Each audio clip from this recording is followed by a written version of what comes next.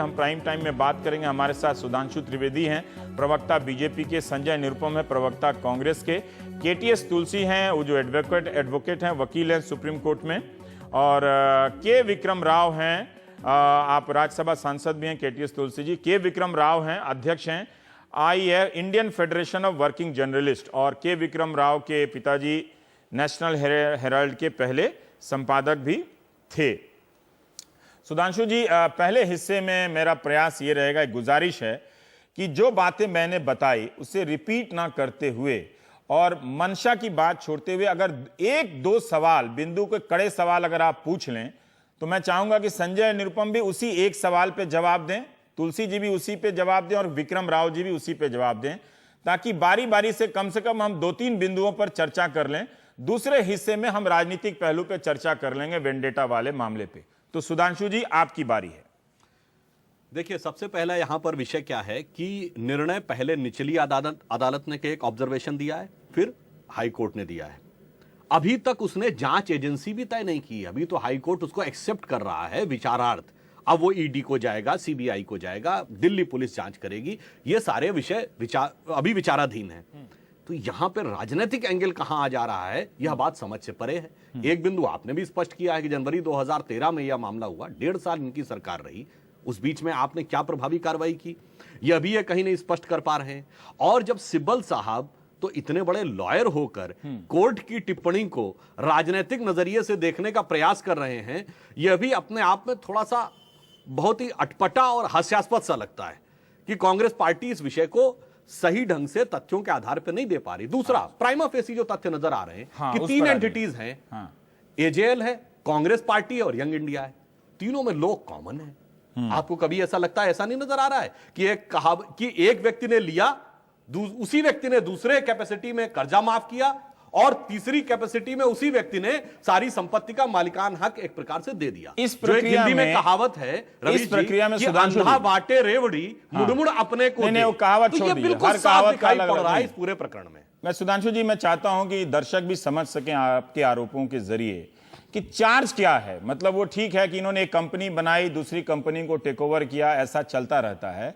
कहां पे इन्होंने कानूनी अपराध किया या ये सिर्फ नैतिक अपराध का मामला? एक सवाल तो पूछिए ताकि जो संजय निरुपम जब जवाब दें तो दर्शक ये समझ सकें कि कांग्रेस ने ये गड़बड़ी की है और इसका जवाब कांग्रेस के पास नहीं है।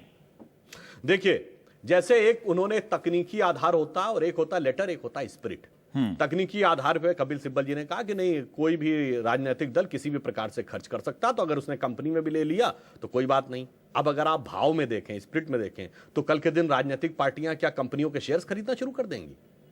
क्या यह बात लोकतंत्र की भावना और राजनीतिक मूल भावना के अनुसार है? इसलिए ये तो कुछ वैसी बात हुई जैसे आप याद करिए, शिबू सोरेन का जेएमएम ब्राइबरी केस हुआ था, जिसमें प्रूवन था कि उन सांसदों ने पैसा लिया, मगर सर्वोच्च न्यायालय ने कहा कि संसद के अंदर विश्वास मत के दौरान किसी सांसद के कृत्य को जुडिशियल स्क्रूटनी का विषय नहीं बनाया जा सकता। तकनीकी दृष्टि से सही है, पर क्या वो नैतिक दृष्टि से सही था? सही है, ठीक है। इसलिए कांग्रेस को टेक्निकल, पॉलिटिकल और मॉरल तीनों विषयों पर इसका उत्तर देना चाहिए। ठीक है, संजय जी अब जवाब दीजिए आप।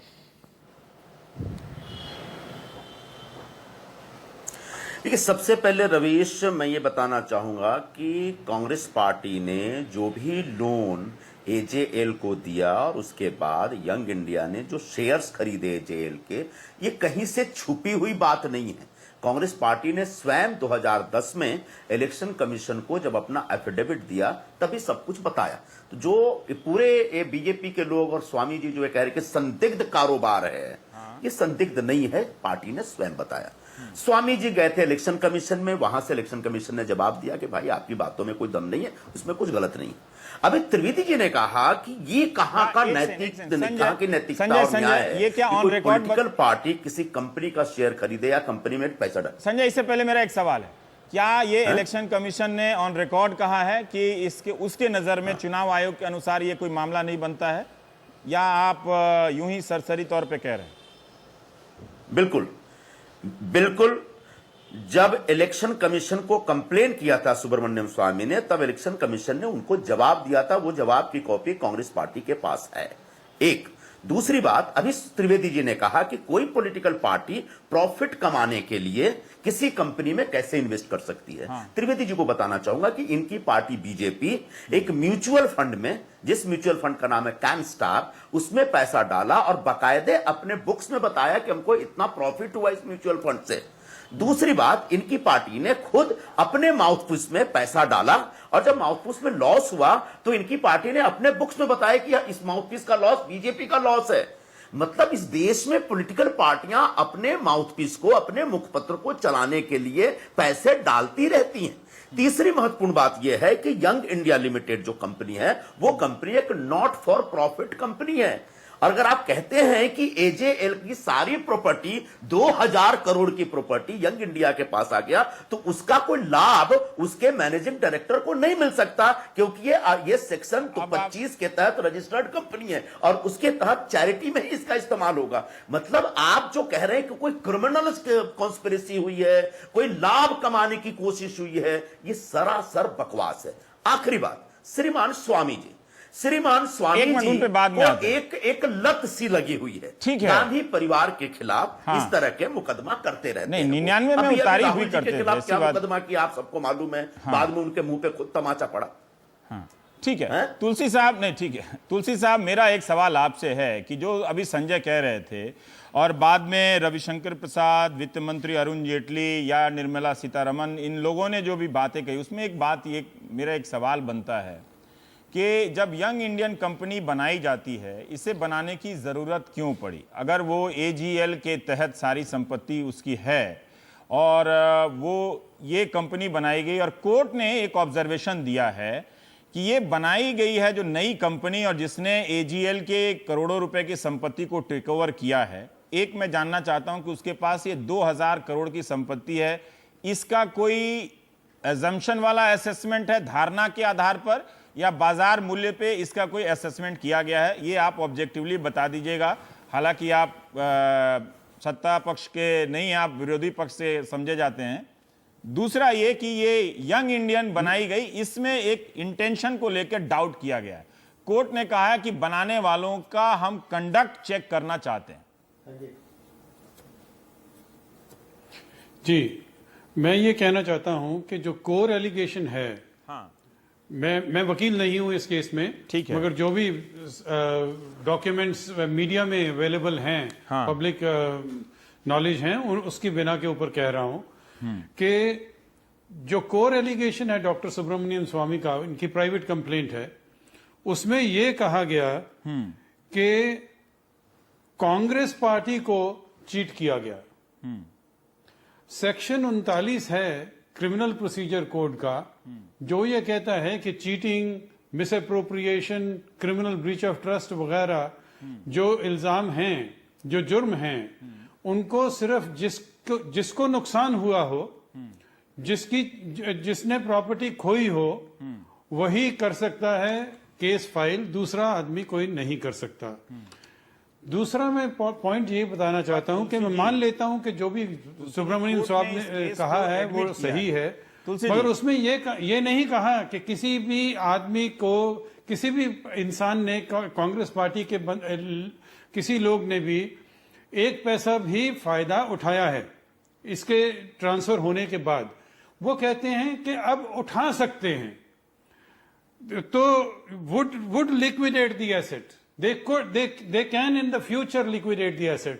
So इसका मतलब ये है कि इवन सुब्रमण्यम स्वामी साहब के हिसाब से भी कोई जुर्म हुआ नहीं है अभी तक। आशंका है, मुझे एक दो सवाल का जवाब दीजिए। मुझे दो सवाल भविष्य में ऐसा कोई जुर्म हो जाए। जी भी पूछना चाहते हैं, मेरे दो सवाल। मैं ये समझता हूं, मेरे दो सवाल हैं आपसे कि ये जो सेक्शन 25 का जो आपने हवाला दिया, क्या इसके तहत ये जो यंग इंडियन कंपनी है वो नेशनल हेराल्ड की कोई संपत्ति बेच नहीं सकती है, लेकिन एक मामला आता है कि वो किराया उठा रही है, नहीं बेच सकती। ठीक है। दूसरा, ये जो आपने सुब्रमण्यम स्वामी का कहा कि इसमें जो चीट होता है वही केस दायर करता है। हो सकता है स्वामी जी की आस्था कांग्रेस में रही हो तो वो एक दूसरे तरीके से चीट हुए हों, लेकिन अब ये सवाल, इसका कोई मतलब नहीं है क्योंकि कोर्ट ने इसको एडमिट किया है, तो इस उदाहरण को देने का कोई मतलब नहीं है। इससे जो दर्शक हैं ये आप समझ नहीं पा रहे हैं कि ये बात ठीक है, हम सुब्रमण्यम स्वामी को अच्छा और खराब कहने में समय बिता सकते हैं, लेकिन इस बात का यहाँ इससे वो लोकस स्टैंडाई उनका है कि नहीं है ये साबित तो नहीं होता है ना इससे। जी नहीं, मैं कह सकता हूं, मैं एक आपको पॉइंट आउट करना चाहता हूं। सुब्रमण्यम स्वामी साहब जो हैं वो एक ऐसे केस में जो उन्होंने फाइल किया था 2G केस में, उसका हवाला देकर कहते हैं कि मेरा लोकस स्टैंडाई है, मगर वो थी पब्लिक मनी का सवाल, वो लॉस टू द एक्सचेकर का सवाल था। जो प्राइवेट एंटिटी है ये पब्लिक मनी तो नहीं, तो कांग्रेस पार्टी को बोलते हैं कि चीट हो गई, कांग्रेस पार्टी तो नहीं कहती कि हम चीट हो गए। तो इसलिए वो जो हवाला दिया है डॉक्टर स्वामी ने, वो मेरे हिसाब से सही नहीं। ठीक है विक्रम राव जी, हम 1 मिनट में और आते हैं आपके पास। सुधांशु जी, मेरा आपसे सवाल है कि अभी जो संजय ने कहा कि आपकी पार्टी ने भी मुखपत्र में पैसा डाला, नुकसान हुआ तो चुनाव आयोग को भी बताया कि हमने डाला और नुकसान किया। आपने शुरू में कहा कि कोई प्राइवेट पॉलिटिकल पार्टी जो है, पॉलिटिकल पार्टी के साथ प्राइवेट निकल ही जाता है, कोई पॉलिटिकल पार्टी पैसा बाजार में निवेश नहीं कर सकती है। लेकिन संजय ने उदाहरण दिया कि आपकी ही पार्टी ने म्यूचुअल फंड में निवेश किया और उसका मुनाफा बताया। एक तो आपको कम से कम अपने समर्थकों को बताना चाहिए ताकि वो भी निवेश कर लेते उस म्यूचुअल फंड में, उनको फायदा होता। इसलिए आपने अपने समर्थकों के साथ बहुत गलत काम किया, लेकिन फिर भी इसका 2 का जवाब दे दीजिए। और थोड़ा और शार्प सवाल आए तो मजा आया जरा सा कि कहां ये फंस रहे हैं। आपने बहुत सही बात की। संजय निरुपम जी ने कहा एक तो पार्टी के मुखपत्र कमल ज्योति, तो भाई पार्टी का मुखपत्र है, उसका तो हम किसी भी प्रकार का लाभ हानि का संवरण करेंगे जो बिल्कुल ऑफिशियली माना जाता है पार्टी का स्पोक्स। और नेशनल हेराल्ड क्या है? दूसरी बात जो आपने कहा म्यूचुअल फंड में, ये बताइए, यहां विशेषज्ञ लोग बैठे हैं, म्यूचुअल फंड में इन्वेस्टमेंट करने वाला व्यक्ति क्या उसका मालिकाना हक पाता है? क्या बीजेपी का मुखपत्र है? शेयर में मालिकाना हक पाता है। यानी अब अगर आप किसी कंपनी में शेयर होल्डर बनते हैं तो उस अनुपात में आप उसके मालिक हो जाते हैं, यानी उसकी लाभ हानि का ही नहीं, आप एक प्रकार से उसका जो कुछ भी होगा उसके लाभार्थी होंगे। म्यूचुअल फंड क्या है? Like fix deposit, like bond. नहीं देखिए यहां आप फंस गए, आपकी दूसरी पॉइंट और सही आपको निश्चित लाभ के साथ पैसा वापस मिल जाए। दूसरी बात पे संजय से मैं जवाब मांगूंगा, लेकिन यहां आप गलत साबित हुए जब आपने कहा कि कोई पार्टी बाजार में या कहीं जाके निवेश कैसे कर सकती है। कोई पार्टी कंपनियों में पार्टियां निवेश करती हैं। मैंने कंपनी शब्द कहा, आप रिवाइंड करके देखिए। कंपनी म्यूचुअल फंड हो गया, निवेश यहाँ मतलब है ना, कहाँ निवेश करते हैं ये कोई अलग बात है। आपने निवेश किया मुनाफा कमाने के लिए। कंपनियां व्यापार करती हैं, निवेश करने वाला व्यक्ति उसमें मालिकाना हक पा लेता है। 76% ये आपका पॉइंट सही है संजय, आप कंपनी के मालिक हो। संजय चलिए ये पॉइंट सही है कि ये 2000 करोड़ नेशनल हेराल्ड का शेयर है। सुनिए सुधांशु का ये कहना सुनिए, तुलसी जी ने जो बात कही, ये 2000 करोड़ की जो संपत्तियां हैं ये सरकार के द्वारा रियायती दर पर दी गई जमीनों पे है भाई, तो इसका पब्लिक से कंसर्न कैसे नहीं है? ये पब्लिक की प्रॉपर्टी थी जो रियायती दरों पर चैरिटेबल इंस्टीट्यूशंस को दी जाती है। ये कोई नितांत व्यक्तिगत तो फिर आप उसको एजीएल में कैसे जोड़ रहे हैं? सुधांशु इसमें मेरा एक सवाल है, मार्केट रेट पे खरीद के किया है, this is not private property. Sudhanshu ji मेरा एक सवाल है कि देखिए सरकारें आप लोगों को मुख्यालय बनाने के लिए, एक सेकंड समझा रहा हूं, आप लोगों को मुख्यालय बनाने के लिए बहुत सी जमीनें देती है सस्ते दरों पे, ठीक है। अब उन सब दरों को अचानक आप उसका जो मूल्यांकन करते हैं, दाम लगाते हैं, वो पार्टी के खाते में जोड़ दिया जाए, तो आप खुद ही कह रहे हैं कि वो सरकार की जमीन है, तो वो 2000 करोड़ की संपत्ति कैसी होगी? तो सरकार अपनी जमीन ले ले। क्या सरकार एजीएल से अपनी जमीन ले सकती है? जब तक तो ले लेना चाहिए। वह संपत्ति प्रॉपर्टी पार्टी की है, तो वो किसी को किराए पे नहीं उठा सकती, आपको पता होगा। यहां तो किराए पे उठा रखा है, यानी आप उससे सीधे संजय ये 2 बातों का जवाब दीजिए, लाइक ए पर्सनल ओनर। ठीक है संजय, इन 2 बातों का जवाब दीजिए जो सुधांशु ने कहा। रवीश जी, सबसे पहली बात यह है कि सुधांशु जी ये कह रहे हैं कि कांग्रेस पार्टी ने अपना फंड किसी चैरिटी में डाला तो वो एक गुनाह हो गया, और बीजेपी ने अपना फंड म्यूचुअल फंड में डाल के 2 पैसा कमाया तो वो बहुत बड़ा पुण्य का काम हो गया। मुझे ये दोहरा मापदंड और मानदंड समझ में नहीं आ रहा है। दूसरी बात, जो महत्वपूर्ण बात ये है, हिंदुस्तान पता नहीं पूरे हिंदुस्तान में, एक मिनट क्लियर कर लो, एक मिनट मेरी बात हो जाने दीजिए। पूरे हिंदुस्तान में तमाम, एक मिनट पूरी बात हो जाने, नहीं एक सेकंड रुकिए, आप उसी बात में ये बात पूरी कीजिएगा कि सुधांशु का आरोप क्या है कि उस शेयर का जो भी लाभांश है उसका मालिकाना हक है, गांधी परिवार के पास और जो 5 और लोग हैं उसमें उनके पास मालिकाना है, वो उस शेयर के मालिक हैं, जबकि बीजेपी ने जो निवेश किया मुनाफे के लिए वो पार्टी के खाते में गया होगा। इसका जवाब दीजिए। हाँ, ऐसा है रवीश जी, मैंने पहले भी कहा कि यंग इंडिया कंपनी सेक्शन 25 के तहत एक registered not for profit charity संस्था है, और चैरिटी संस्था का कोई मालिक नहीं होता, उसको कोई डिविडेंड नहीं मिलता, उसको कोई प्रॉफिट नहीं मिलता, वो किसी भी प्रॉपर्टी को बेच करके कुछ पैसा कमा नहीं सकता, वो सैलरी नहीं ले सकता, वो टीएडीए नहीं ले सकता। तो भारतीय जनता पार्टी एक महज एक पागलपन सा दिखा रही है कि साहब यंग इंडिया कंपनी के जो मैनेजिंग डायरेक्टर हैं, सोनिया जी, राहुल जी, ऑस्कर साहब और सैम पित्रोदा और मोतीलाल जी, ये इससे बहुत लाभ कमाने वाले हैं। एक पैसे का लाभ नहीं कमा सकते, इस देश का कानून कहता है, और कोई लाभ कमाने की मंशा भी नहीं रखता।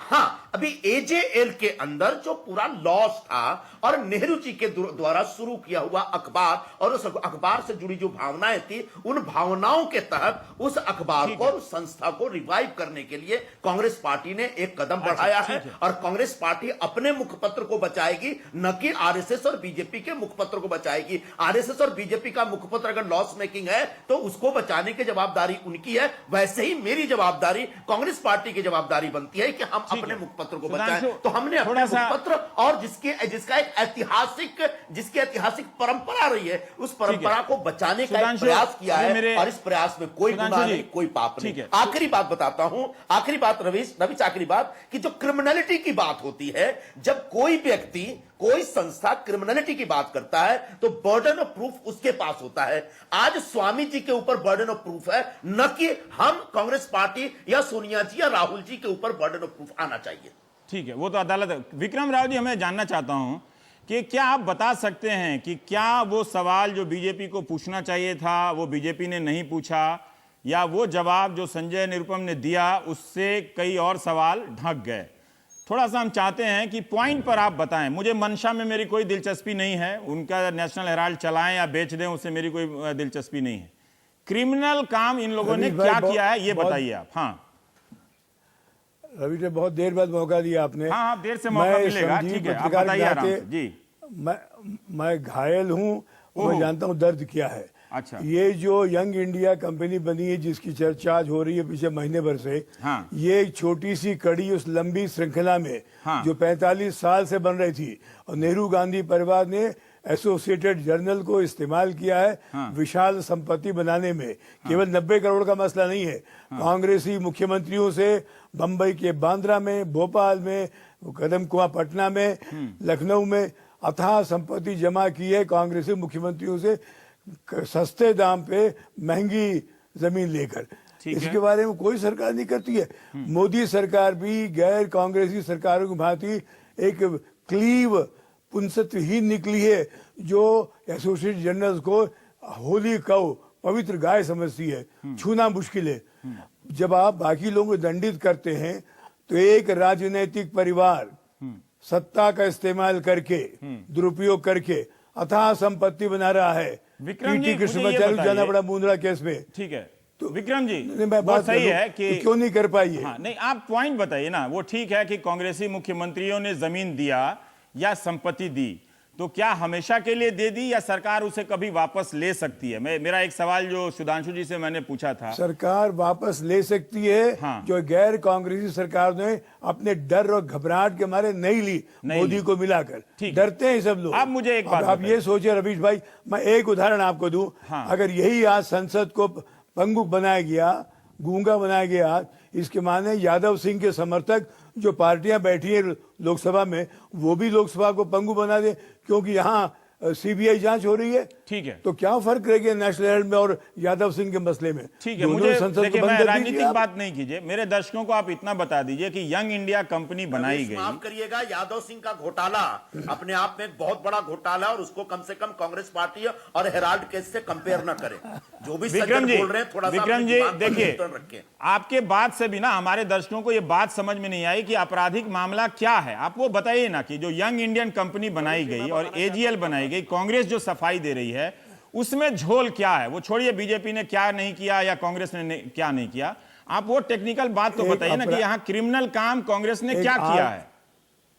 रवीश भाई, ये एक आर्थिक अपराध है। एक कंपनी बना के एक विशाल संपत्ति के मालिक कंपनी को हासिल करना, इससे बढ़ के कोई आर्थिक अपराध हो सकता है? किस कानून जो के साफ जाहिर है। तहत? देखिए, टेक ओवर होता है, मैं इसका विशेषज्ञ नहीं हूं, आगे और जानने का प्रयास कर लूंगा, लेकिन ये बताइए किस कानून के तहत ये अपराध है? ये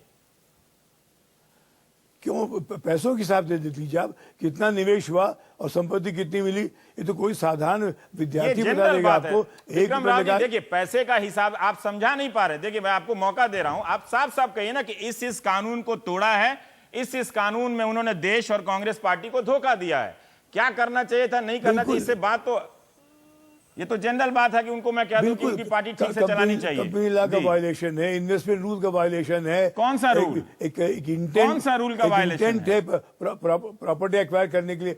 देखिए, मैं पत्रकार हूं, वकील तो हूं नहीं। हाँ, लेकिन फिर भी मैं आपको आप बता रहा हूं, इससे जुड़े रहे हैं, फिर भी सीरी और दूसरी बात, हाँ। एक आदर्श था 1938 में नेहरू ने जब चलाया था, वो ठीक उसको है, वो व्यवसाय आदर्श बना तो दिया। अब ना नेहरू और जी का, जितना- नेहरू जी है ना उनकी कांग्रेस है वैसी है वो। हाँ, और जितना शोषण हुआ है पत्रकारों का, श्रमजीवियों का अखबार के अंदर, ये बात उतना आपने मारवाड़ी सही उठाई। मालिकों ने नहीं किया मैं होगा। उम्मीद करता हूं कि ये मामला मजीठिया कानून को भी लागू करवा देगा, यूपी से लेकर बिहार और पूरे चारों तरफ। मैं ये उम्मीद करता हूं कि ये लड़ाई उसमें करना जाए। चाहिए। हाँ, ठीक है।